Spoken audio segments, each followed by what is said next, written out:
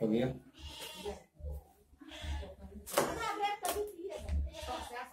अज़ाब कब्र के हवाले से सबसे पहली बात तो ये है कि ये किसी को भी जो सजा होती है वो दरअसल गुज़िश्ता जिंदगी में, यानी जब वो जिंदा था तब उसके क्या आमाल थे, उस हवाले से अगर अच्छे आमाल थे तो उनको जन्नत मिलती है, जन्नत के इनाम इकराम से नवाजा जाता है।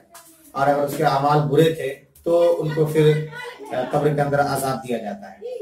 अब ये कहना कि अजाब हमें दिखता नहीं, सुनाई नहीं देता, विजिबल या एडिएबल नहीं होता है, ये हम कैसे मान लें? तो उन लोगों का तो अकीदा पूर्व जन्म का है कि भाई हम जो गलत काम करते हैं तो फिर मरने के बाद दोबारा सुअर, कुत्ता, बिल्ली के रूप में जन्म लेते हैं, यही सजा होती है। लेकिन मुसलमानों जो ये अकीदा है कि कब्र के अंदर अजाब होता है, इनको ये कैसे हम मान लें?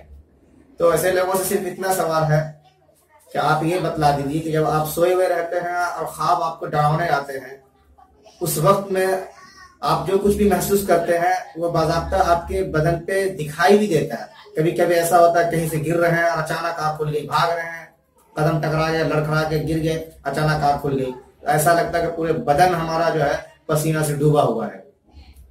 और आपके बगल में जो सोया होता है, आपका करीबी दोस्त हो, भाई हो, आपकी अहलिया हो, उन्हें कुछ भी इसका एहसास नहीं होता।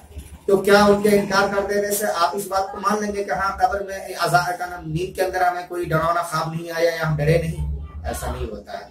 तो जिस तरीके से आपके साथ नींद में ये सब कुछ होता है लेकिन बगल वाले को कुछ महसूस नहीं होता, न उनको कुछ सुनाई देता है, न कुछ दिखाई देता है, और ये मानते इस बात को कि इनके साथ ऐसा हुआ होगा, और आप खुद इस बात को मानते हैं, तो इसी तरीके से कब्रिस्तान में, कब्र में पड़े हुए मुर्दे के साथ क्या कुछ होता है वो हमारे आका सल्लल्लाहु अलैहि वसल्लम ने हमें इसकी खबर दी है।